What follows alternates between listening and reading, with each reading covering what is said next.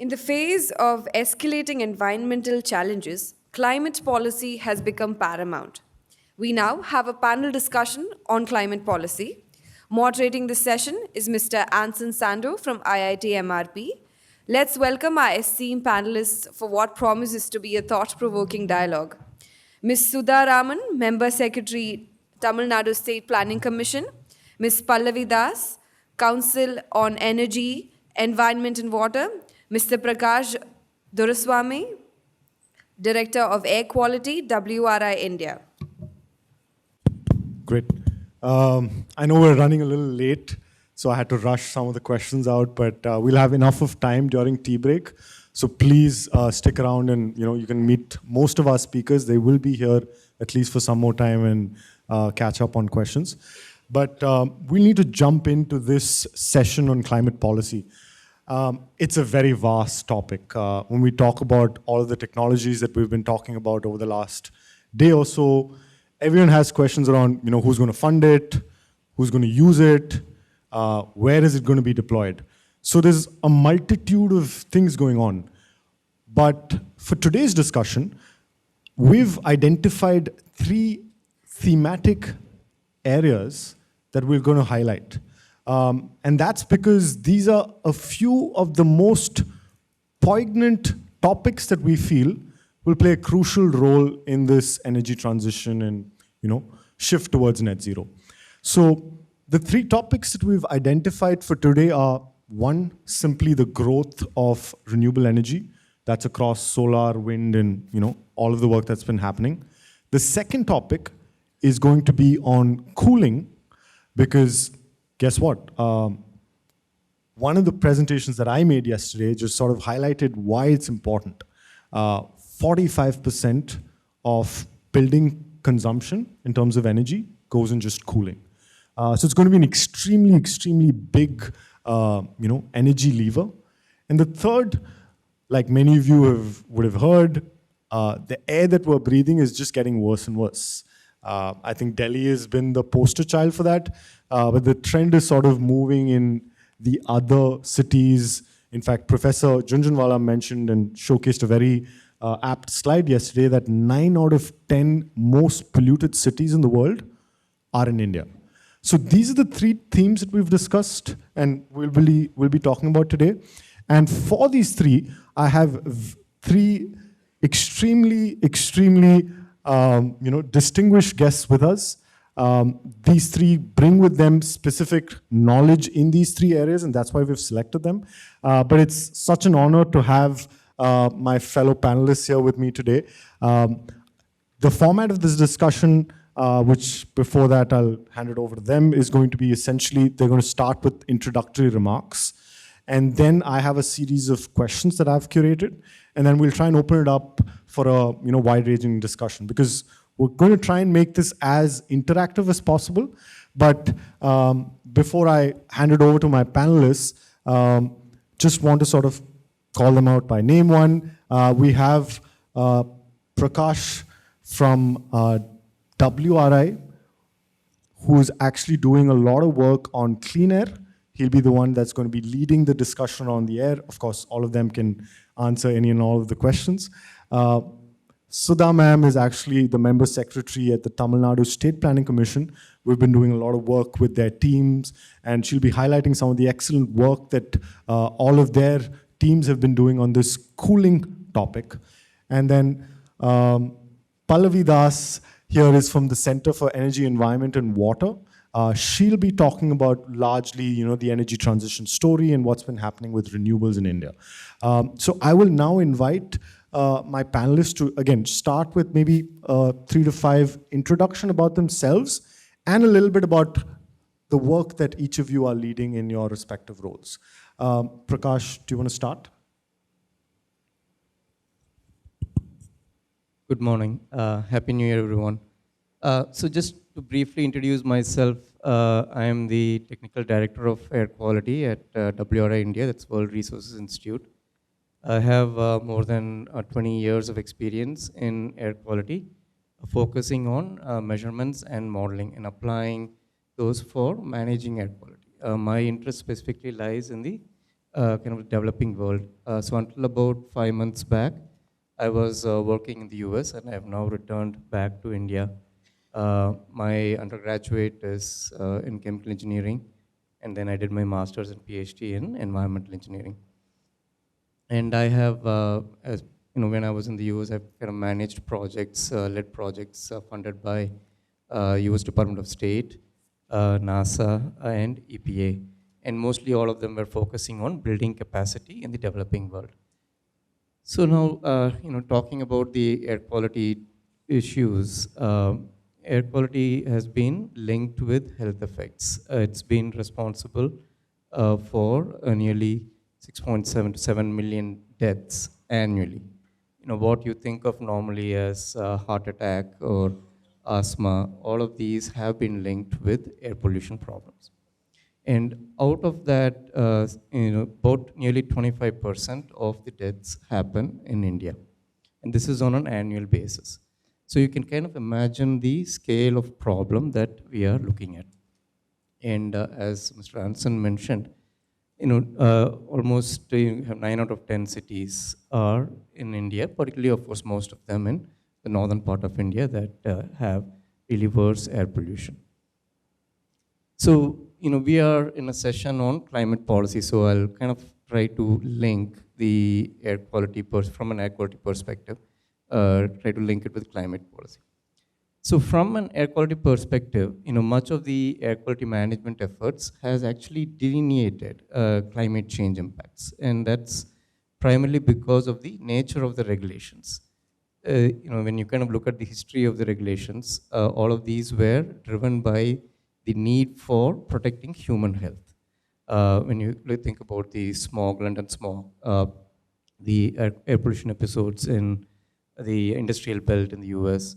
So all of these kind of drove the development of these air quality regulations all over the world. So all along, it's been kind of focused on the protecting human health, and then of course extending it to ecosystems. So climate change hasn't been in the kind of the focus of that discussion until recently. And as a result of that, my opinion is that the focus has primarily been on what's called as criteria pollutants, which are known to impact human health. So mainly looking at particles, ozone, gases such as sulfur dioxide, nitrogen oxides, carbon monoxide. And so when you have these regulations kind of managing just those types of pollutants, then you particularly, all the ensuing activities, like for example, in order to manage air quality, you build emission inventories, which is an inventory of all the sources that tells you how much emission is coming from each source. And so that effort has largely been focused on just these criteria pollutants and not on any of these greenhouse gases or other climate pollutants.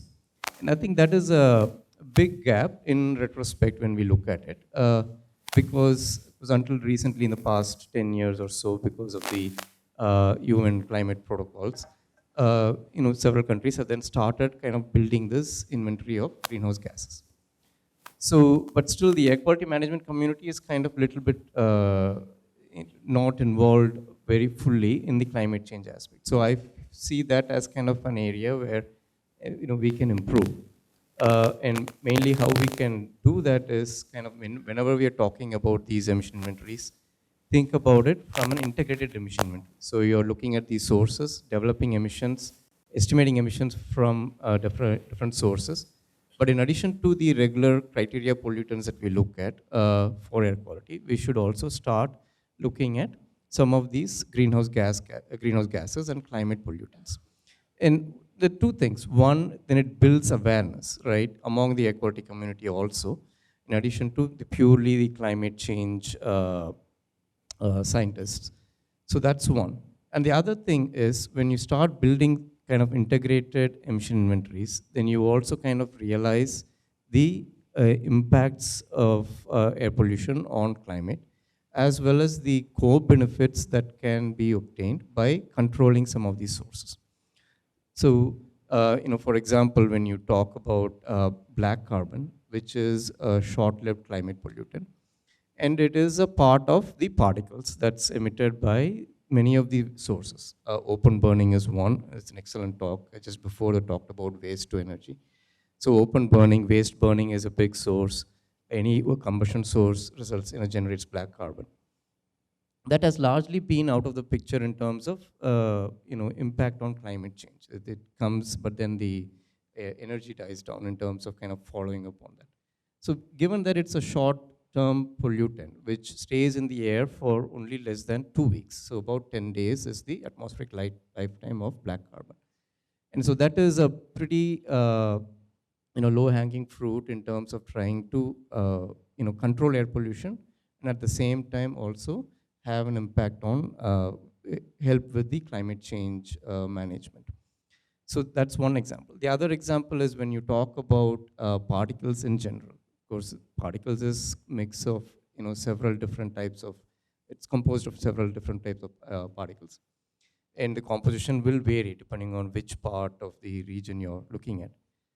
But just the loading the dust in the air, so to speak, kind of reduces even the efficiency of any sort of these renewable energies. For example, the solar panel specifically. So a study conducted by IIT Gandhinagar and in collaboration with Duke University showed that almost in very polluted atmospheres in North India, almost 40% of the sun's energy is lost. So you're not able to kind of capture that in the solar panels. And the solar panels then over time, of course, get coated with dust. And so you're basically, whenever you clean it, your energy generation increases by almost 50%. So that kind of tells you the impact and maybe the benefits that you get out of controlling this. Obviously, we'll probably get more into the discussion as part of other aspects. But I'll just point out, I think there's several challenges in terms of managing the air quality in India. I think most of it is some of it is also related to vast majority of industries being micro and medium scale enterprises, small scale enterprises, which it makes it difficult for them to also implement some of the air pollution control technologies. So that is a challenge.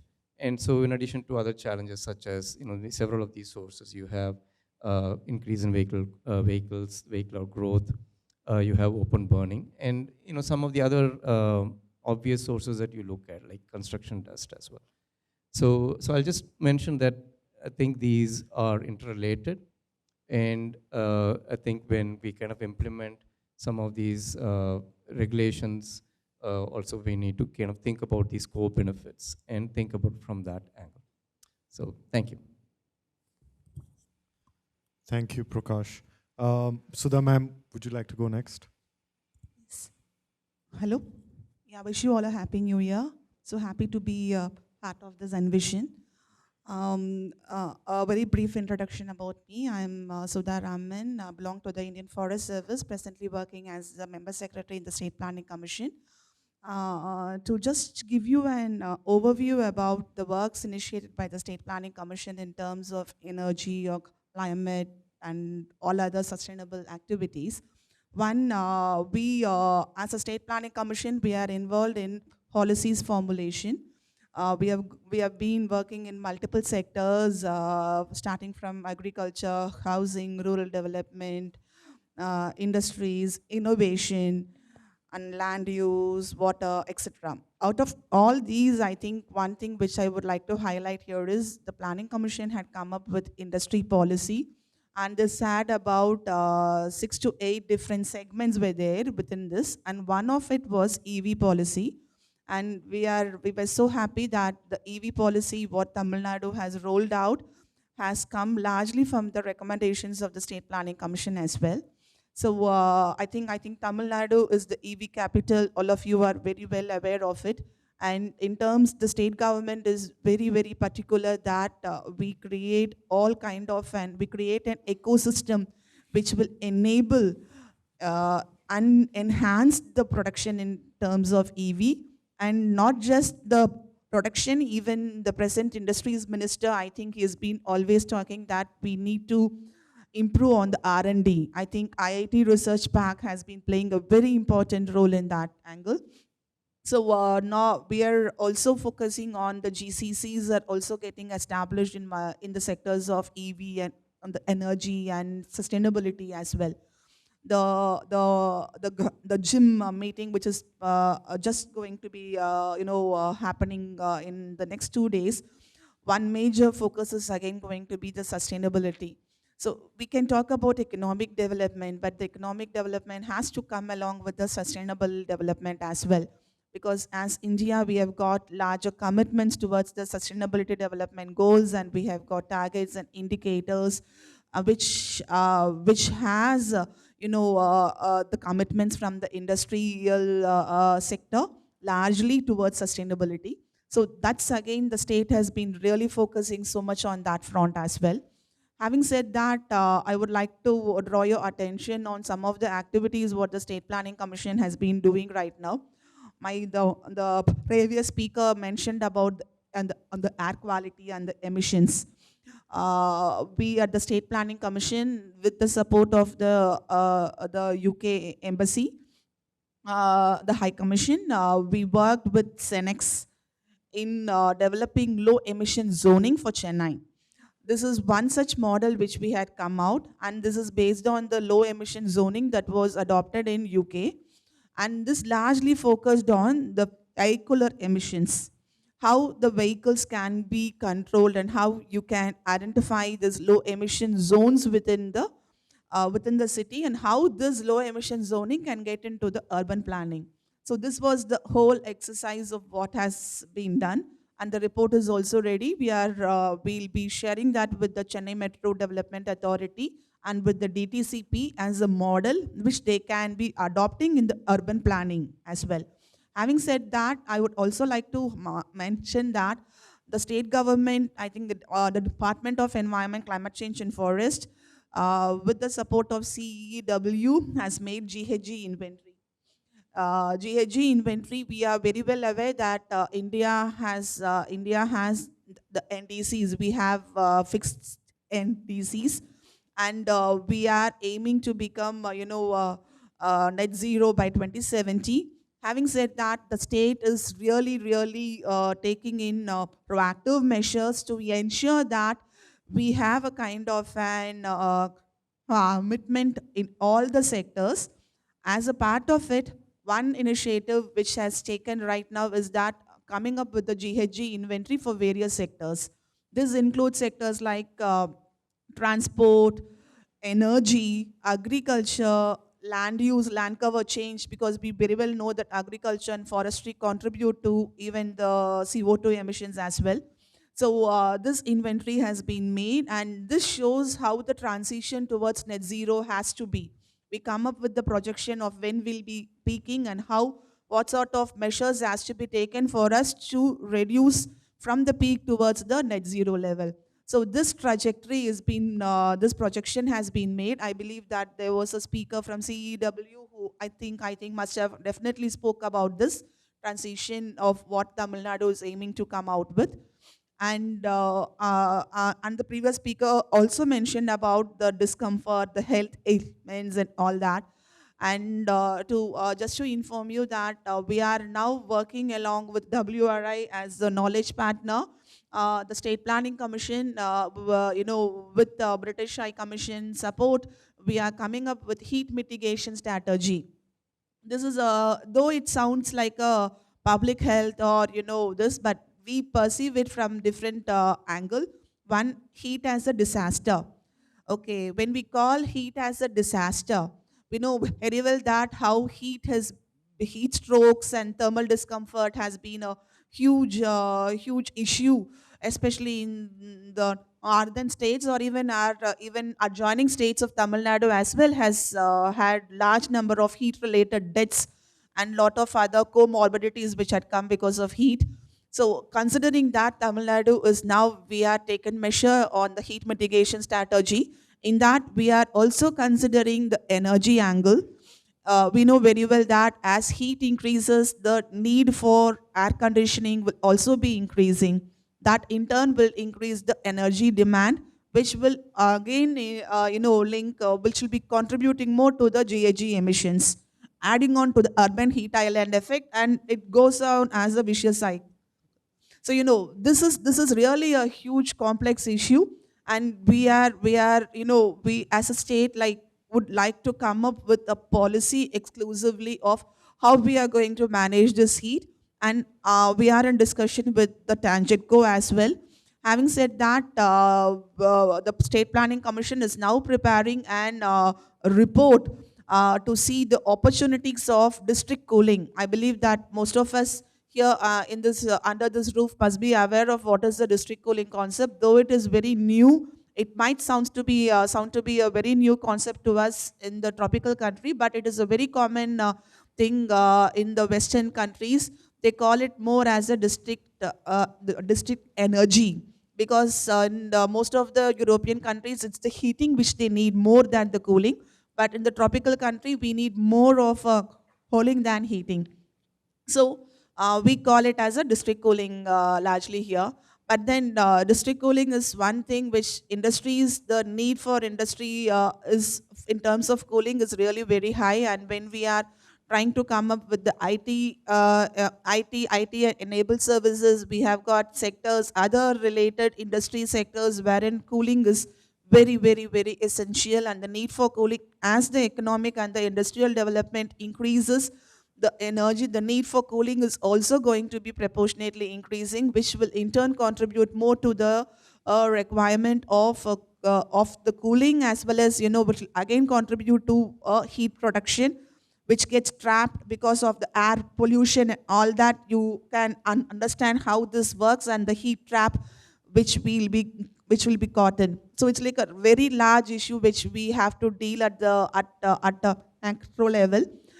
So I think with having said that, I think I'll be able to talk in detail as and when we get into a deeper discussions. So these are the works which the State Planning Commission has been doing along with the departments in association with multiple agencies and the knowledge partners and academic institutions. So with that note, I think the introduction has been quite elaborate. Thank you. Anson. Thank you so much, ma'am, for sharing those insights. I'll now request Pallavi to just, give us an introduction and a little bit about her work.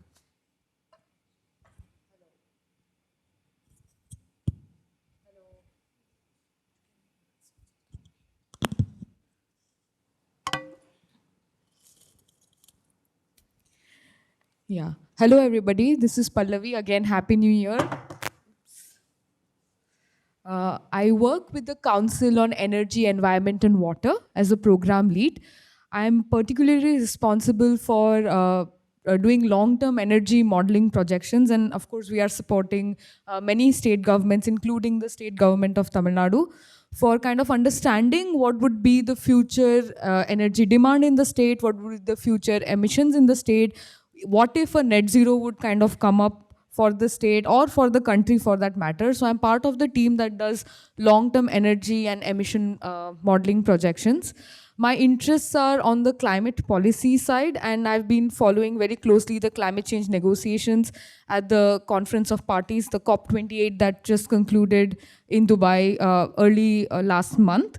So with that, I want to come back to the title of this panel. It's about climate policy, right? It's very interesting to see that in the earlier days, climate change kind of was something that scientists were telling, was kind of making everybody aware, there is climate change, there is this happening. Now it's a very kind of demand-driven approach where state governments are recognizing that climate change is a reality. We are seeing so many floods happen, droughts, cyclones, all of that are in fact hitting this coast. And the need for understanding climate change, need for understanding the risks, the need for understanding how the emissions will go around in the future is something that everybody, especially the states, are wanting to know. And that's where our support is there. Now coming to the renewable energy bit, I mean, when we talk about climate change, renewable energy or the energy sector goes hand in hand, because most of emissions in the world, of course, come from the energy sector. And therefore, renewable energy has been that solution. So just to give you some numbers, India has announced that we will be reaching a net zero target of in 2070. which means that if we have to reach net zero, all our sources of emissions, especially from the power sector, that huge chunk needs to go down. How can that happen? We will need renewable energy. And some of our analysis from CW suggests that we would need about 5,670 gigawatts of solar. I mean, currently, just to give you how big that number is, currently we are at about 73 gigawatts of solar. Last 2 years, we have added about 23 gigawatts of solar. Wind, we are at 44 gigawatts. We have added 4 gigawatts. Wind needs to go to around 1,800 gigawatts, right? So there is a massive, massive increase that needs to happen in the renewable energy journey, and it has to be done really quickly, because while 2070 may seem far, it's the scale at which we need to kind of ramp up our efforts. It's going to be massive. Therefore, the journey towards renewable energy, of course, it's doing kind of well in India. We have a solar mission, we have a 500 gigawatt target. There are a lot of kind of developers coming up, land allocation that's happening. There are a lot of state governments that have come up with the alternative energy policy, with their solar policy, with their renewable energy policy. All of that is kind of pushing renewable energy in the right direction. There's also something very critical that has happened. Between 2010 and 2022, the cost of solar and wind have absolutely nosedived. When I say nosedive, I mean solar costs have dropped by almost 90%. Wind costs have dropped by almost 69%. So this kind of drop is what has led to, the increase in renewable energy. Having said that, there is also something very unique in which India is placed. India is a growing economy. Our growth rates are, quite high compared to other mature economies. So with these growth rates, there is a high demand for electricity that we are going on kind of wanting, right? As our aspirations increase, as people become richer, as ma'am said, people want to afford cooling. It's not no more, an aspiration. It's a need. And it's a developmental priority for India too. So with all of these, even in our industries are doing well. So there is a lot of energy that's going, that demand is very high. And most of this demand in the recent years have actually kind of, renewable energy in some way. There are a lot of challenges with that, and I'll come to it when we go more in detail. But renewable energy has been kind of, the additions that I mentioned, compared to those large numbers, coal numbers have been only about 3 gigawatts. So there is definitely, an overtaking of renewable in terms of new additions, even while coal still, serves as the base load. With that, I will kind of hand it over back to Anson and come back when in detail. Sure. Thank you so much, Pallavi. I think it's been a very interesting set of insights that have been shared. I've been taking a lot of notes, but what I wanted to sort of circle back around is those 3 themes that I mentioned. We all need clean air for breathing. We need that air to be cool because of all the global warming and heat that's been happening. And then how do we power our air conditioners to give us that cool air is the other aspect that Pallavi sort of wrapped around. So it's an entire loop and a very full circle if you think about it. But I want to jump straight into some very exciting questions that I have for the panelists here, but I wanted to just leave that open to the crowd as well to see what are the other aspects that they would like to ask as well. So I'll keep it brief, but a couple of questions to start with, and I'll start with Prakash. I'm just going straight to the point. If you were in charge of Delhi, and I know this is controversial, there's been a lot of proposals, recommendations, but if you had full charge of Delhi, what are 3 things that you would do head on to just get things going? It's easy to ask questions. And That's all my role. I really kind of feel the pain of the regulators, right? So I think the Delhi is doing most of what it can do. The part where we need to focus on is on the regional air pollution aspects. See, when you talk about air pollution, it's not just within the boundaries. So air pollution doesn't know boundaries, right? So there's long-range transport. You have emissions from neighboring states, upwind states, that then contribute to the air pollution in downwind states. So in order to improve air pollution, whether it's Delhi or anywhere else, you need to think about a regional policy. There needs to be this interstate coordination, and they are making progress, right? So there's in addition to Delhi, now they're talking about the NCR region, National Capital Region. And so that there are efforts, but then there's this institutional mechanism that's lacking to be able to implement that type of setup. So that's one area I think we need to focus on.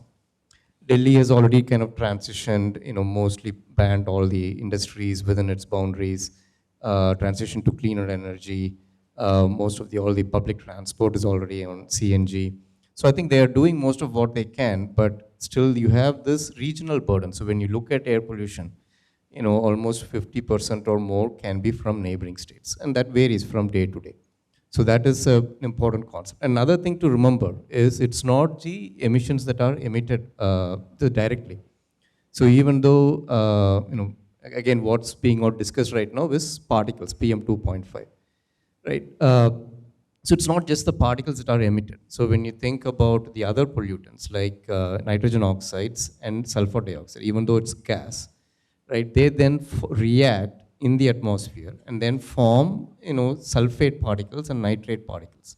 And then that kind of adds to the particle burden. So that's another thing so that's why this regional aspect is needed. So that's one, kind of establishing this regional cooperation, expanding it. The other thing is, of course, trying to maybe get more of this, investing in the right set of control technologies.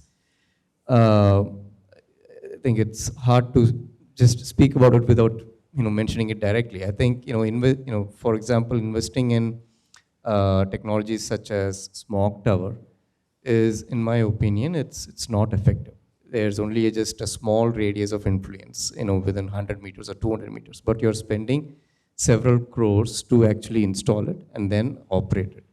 And at least right now they have decided not to use it.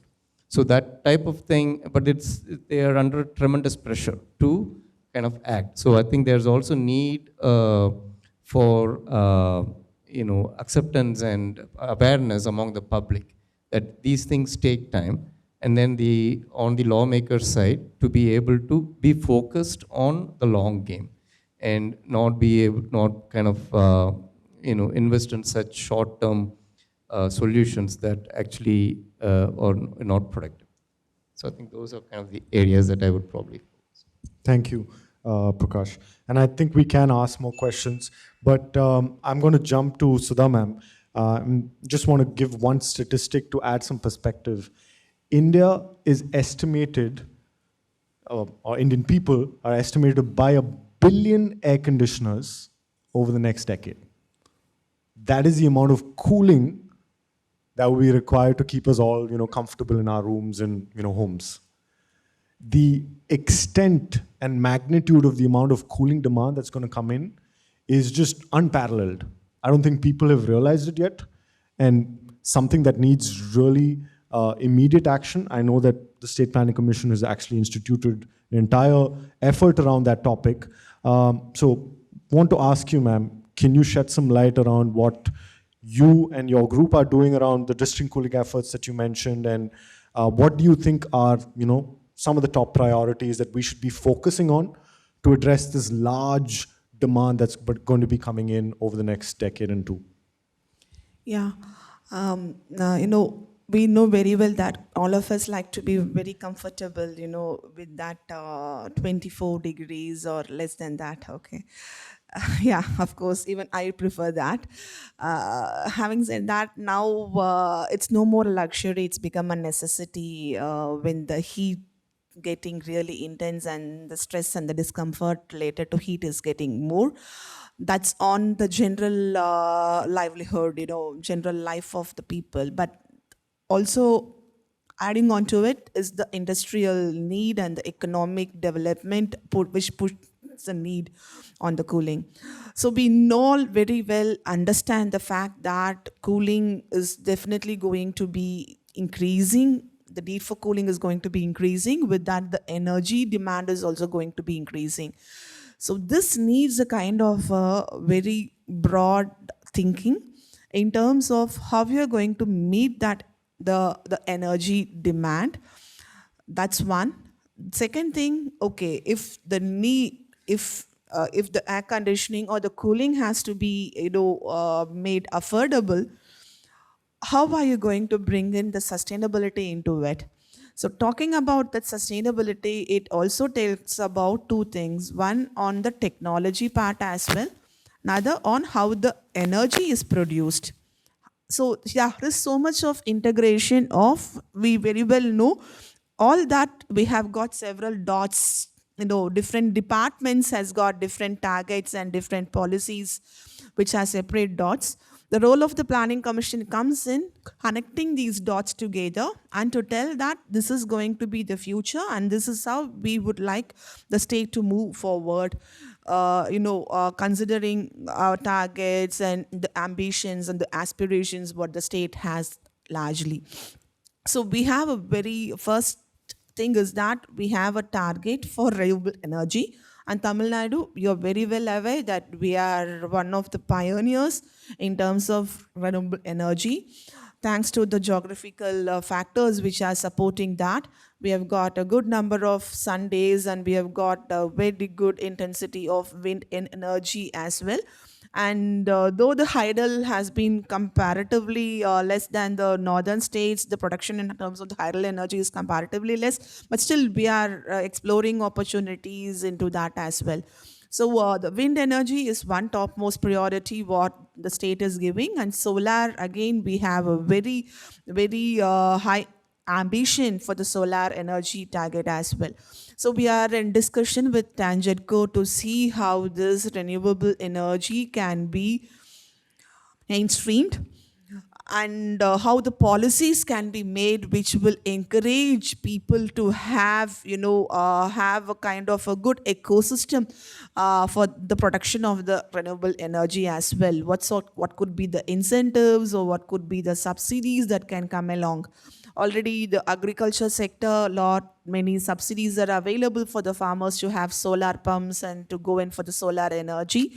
And again, like, we're also in talk, like, to see how rooftop solar could also be possibly explored, especially in the larger cities, cities where the energy is also, the need for the energy is also very high. So that's something what we are doing in terms of the energy aspect. Two, on the cooling aspect, as I said already, the planning commission, based on the request from the industries department, which includes both the industries as well as the MSMEs also largely, we are working with UNEP to come up with the document titled as the opportunities for the district cooling system in Tamil Nadu. Though we talk about district cooling system, parallelly we are working on passive cooling as well, because always depending on the energy to cool is really, I think, as I come from Forest Service and I am definitely for the environment.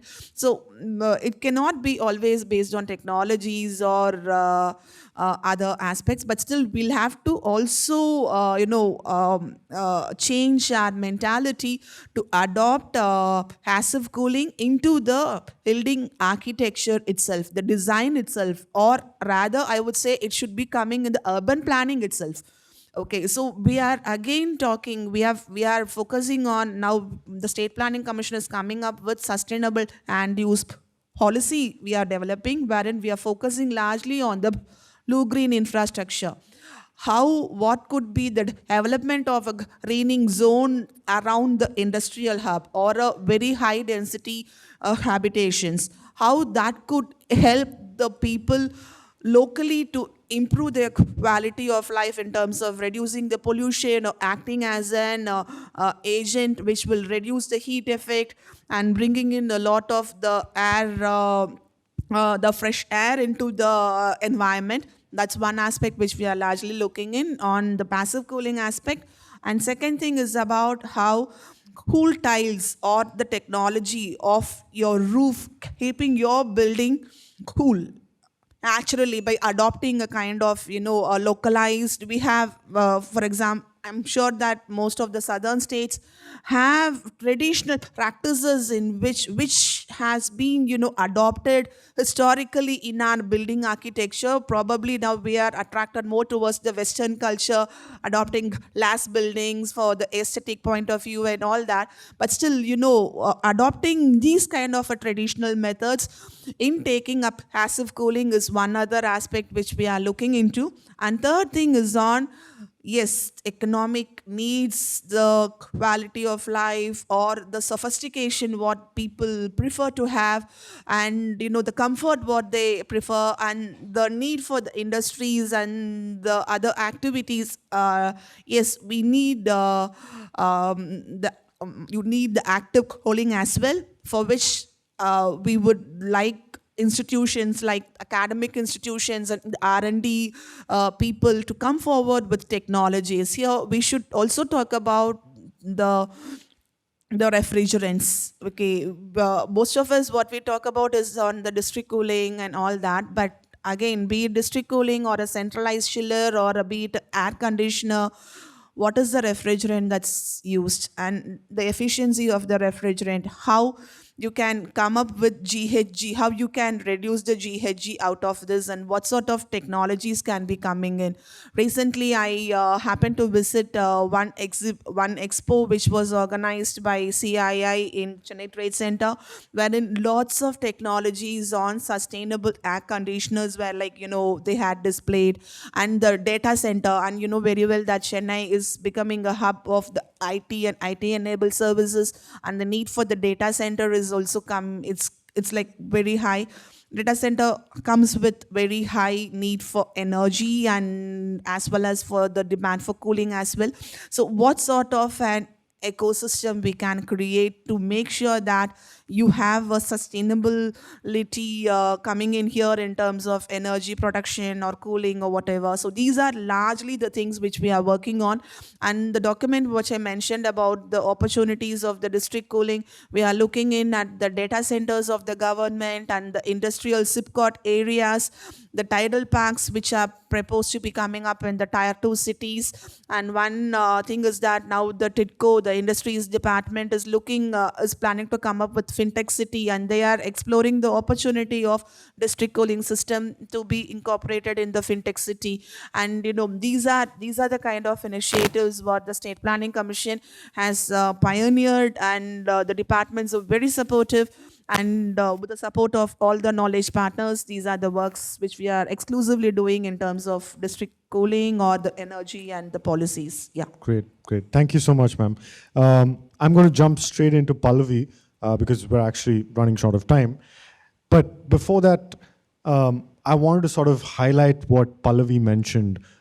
There's been incredible progress when it comes to renewable energy sort of deployment. The costs have come down by an order of magnitude. It used to cost about 15 rupees about 7 years back, and now it's 2 rupee 50 paise. One personal story I wanted to share, and that sort of leading up to a question to Pallavi, was, and this is something that I remember because I was leaving India to the United States to do my master's. This was in 2014, and the total amount of people in India with zero access to electricity in 2014 was 300 million. Okay? And I was moving at that point to the United States to do my master's. And guess what the population of the United States was at that point? 300 million. So imagine the amount of people that we've provided access to in terms of electricity over the last 7 to 8 years alone. A lot of that has been supported by solar and wind. A lot of us here have been instrumental in deploying some of the solar DC systems, but there's been incredible progress. There's no doubt about it. Every metric that you look at, every estimation that even the most positive people had back in 2015, we beat them. We've done so much progress. But now we're reaching a point where solar and wind are somewhat tapering. There are issues sort of coming out to, how do we handle all of this sudden surges of power? In fact, in Tamil Nadu itself, we've already started some amount of curtailment curtailment is a practice wherein there's too much of generation of a certain part of power, and the grid is not able to accommodate it. So we're starting to see some of these problems occur. And so my question to you, Pallavi, is going forward, are we looking at a time wherein we're going to continue seeing the growth that we saw in the last decade? Or do you think there are other technologies that we'll need to support? One, for example, storage is going to play a big role. But I want to hear from you, what are your broad strokes in terms of thoughts of what's going to happen in the coming years, especially with renewables and complementary technologies required? Hi. So, I mean, first of all, thanks, Anson, for that good question and kind of contextualizing it in terms of how much progress we have done. And I think that's something I absolutely agree with, that we have made great progress. And I agree with you that there's a slowdown in some sense in that progress and some of the challenges that are kind of coming up. I will talk about some of them. Of course, with renewable energy, we know that it's only there, either during the day for solar or for wind, it's more seasonal. So there is a kind of intermittency. That's the challenge in terms of getting it into the grid, right? So that's quite a simple one. But there is also, there is a load curve shift that's happening in India, right? Earlier, there's a seasonal peak that's shifted, and there is a daily peak that has shifted. Earlier, the peak used to occur sometime around Diwali, that time in the winter. Now the peak is in summer when we have our heat wave, right? And everybody switches on their AC. So there is a shift. That's one. The other thing is there's a shift in the daily demand, right? Usually, an industrialized state would see that your peak is in the daytime, right? When the industries start, operating, let's say around, 9 o'clock, 10 o'clock in the morning. But interestingly enough, many states are seeing a demand in the nighttime or in the evening time when everybody comes back and, switches on, TVs, starts cooking, all the activity at home that happens. So this shift in the load curve is something that's kind of challenging why renewables can't be put in, right? Because, solar is available only during the day and your peak demand is not kind of matching that. So that again is a challenge. There is also something very important that's happening is I want to talk about the AT&C losses. There is a problem with the integration of grid, but there's also an existing problem in the grid system itself, and that is about the AT&C losses. So of course, we have a lot of smart meters that are being deployed in recent years. There's a lot of efficient billing, we have all online billing and all of that's come in. That's kind of helping in terms of reducing the AT&C losses, but yet that still remains. So that again is a challenge. Coming to the curtailment bit, there is a need for developing infrastructure for RE evacuation. So till now, first of all, you need to identify the best sites, right? Once you have the best sites, you need to make sure that you have grid infrastructure to evacuate that RE. And very often, you have plants, you have everything, but you don't have the grid infrastructure to evacuate that power. So I think there needs to be a lot more investment that goes into the grid structure, especially, keeping in mind the infrastructure bit. And of course, storage. With RE, that's the biggest challenge, that it's not there when you need it, it's there when it wants to be there, So that storage aspect, be it, batteries, be it forms of pumped hydro, there are many other thermal storages. There are ways in which you want to kind of repurpose thermal power plants and have storage with that. That's also there. But I would also come to, some other challenges that exist in the power sector.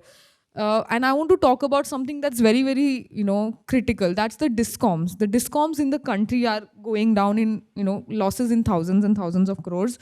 And the problem with that is the tariff, the average cost of supply is much, much higher than what the tariffs are charged to people, right? So now with that, what happens is you're actually just not recovering. Of course, there is losses, there is billing inefficiencies, people not paying up, all of that put together. That is creating a lot of kind of burden. So there is a need to rationalize the tariffs also. I think that itself will support a lot more RE, in fact, in the building sector, because if your electricity, let's say you're paying 4 or 5 rupees today for electricity, if your electricity prices go up, especially in the higher segment, I don't want to say that, we need to make sure we are very cautious cautious about keeping electricity affordable for all, and that definitely is the priority one. But priority two is, of course, to make sure that you are paying up for what it costs, right? If you are charging higher for electricity tariff, and we see how, tariff order after tariff order, there is a price escalation. We need to ensure that we are at least covering the cost of supply. So I think that is something that, of course, in the electricity market itself needs to kind of sort out. I think there is also the last point here I want to make is there is this market-based economic dispatch kind of proposed by the government. And I think that is something that's going to be very important in how we can better integrate RE, because that's going to be a centralized system. People are going to share in terms of their power demand a day ahead, in a centralized manner. So you can buy RE from, let's say a state like Bihar will be able to, let's say, buy RE from an RE-rich state like, let's say, Tamil Nadu or Karnataka. So there is a lot of hope in that sense. So there is a lot of requirement for increasing the efficiency of the system, both in terms of technical efficiency, but also in terms of price efficiency, of pricing it right in some sense. So, of course, and the last bit again is storage. I don't think there is much kind of hope if we don't have storage. And beyond renewable, I think there is a lot of positivity, at least, for, use of nuclear in some sense. And I think that needs to come up. India, of course, has, a conventional energy target, and that includes renewable into our international kind of target. So that's great. We have, in fact, met our 40% target and are going to have enhanced our NDC target to 50%. So we need to ensure, and I'm very happy that we have chosen this non-conventional word, because that includes and allows us to also use nuclear. And for that, of course, there's a lot of research that's happening. With that, I'll hand it back to you. Thank you, Pallavi. Lot of interesting points. Two quick sort of rebuttals or sort of points that I wanted to touch upon was, one, there's actually a nuclear session that's happening as we speak at the ground floor. So if there's anyone actually interested, you can check that out. I think it's a very, very important piece that needs a lot more conversation. And we'll try and do our bit in terms of at least shepherding the groups in that particular topic. But the other point that I just wanted to highlight here for the uninformed, the whole pricing mechanism, that's actually very, very interesting, and it's actually being implemented in Tamil Nadu already. So today as we speak, the research park here is paying 25% more for my electricity between 6 a.m. to 10 a.m. and 6 p.m. to 10 p.m. And so that's made us think about, okay, what am I consuming during these hours? And actually forced me to sort of look at ways to reduce my consumption during those hours, because guess what? Those are the times where we don't have the sun. And those are the times when wind is actually not providing as much as we need. And so that's actually one policy measure that has actually impacted us. We're paying more, but we're appreciating, because that's the kind of change that needs to be brought in if things are going to, need to move at the systemic level. But unfortunately, we're, really short on time. But I want to ask one final question before we open it up to the audience. And this is open to the three of you here. There are many youngsters in this room who are listening in, and many people who are trying to get into the climate tech space. According to you, and I request you to be as brief as possible, what are some skill sets, what are some tools and areas that you think people here should be sort of training themselves in or getting accustomed to get into this space of climate tech? Just, any broad stroking areas that you think are important that people here should be aware of, youngsters listening should pick up on if they wanted to get into this climate change and sustainability space. Open to all three of you if anyone wants to go first. Prakash, Pallavi. Can I go first? Yeah. So I think the first thing I would tell everybody is please read a lot. Read a lot. There is a lot happening. And if you have to be updated with what's happening, you'll only come to know by reading. Please read research articles. Please read op-eds. Please read everything that comes your way in this field. Because it's a very, very dynamic field. Today there is something, an announcement. Tomorrow there is something. And India is launching this mission, that mission. Each state is doing something. So if you have to be up to date, you just need to read. That's the first thing. And yeah, there are many. Any particular sources just to sort of get people to actually go there? So there are a lot of newsletters that are very interesting. Like I personally subscribe to something called the Climate L list. That is great. There's also the Carbon Brief newsletter. There's also the Carbon Pulse newsletter. So these are some of the very basic ones. And of course, you can subscribe to energy policy and energy economics, those kind of things, because those are also great. I mean, they just give, at least the abstract just gives you what is happening, and then you can choose and pick of what you want to do, because it's also very vast space, as you can see. We have so many 3 topics, totally different but very related, and Wonderful. yeah, very important. Thank you, Thanks. Pallavi. I would like. Hello? Hello? Yeah, hope I'm audible. Yeah, just continuing with what Pallavi said, yes, read a lot. Okay, even I do, despite all the working hours. Okay, I just go back, scroll. But the only thing what I look into is into the social media. Okay, it's not to look into what is happening, in his life or her life, but more on what's happening in the organizations. Okay, you've got plenty of things which is happening around. It's definitely, or these days I would say, be it civil services preparation or keeping yourself updated. Too much of information is also disastrous. Okay, so but then you, if you're really interested to make this as your career, follow a lot of organizations in the social media platform. LinkedIn is one good platform. They share reports, they share you the important highlights of the documents, because it's definitely not possible for us to read all those bulky documents which comes out of the IPCC reports or the COP proceedings, or the other whatever the studies or something. But then they highlight on the key findings of different technologies, of how this transition is happening and all that. So follow whichever institutions or the organizations which is whose activity is very core related to your interest areas. Follow them and keep a watch on it. Like, at least spend a good quality time, or say 1 hour or so. If it's civil services, I would say don't do it with social media, start reading newspaper, but here on the different forum. So I would say that, okay, you don't have time. All of us have got cell phones in the hand. So look in, you've got a lot of information which will keep you updated. So stay updated. That's the only word I would tell. By Great. whichever means you read books, or you read papers, or you read articles or something, stay updated. If you Great. want to survive, if you want to make this as your career, you should be updated. That's the only word. Very well said, ma'am. Thank you.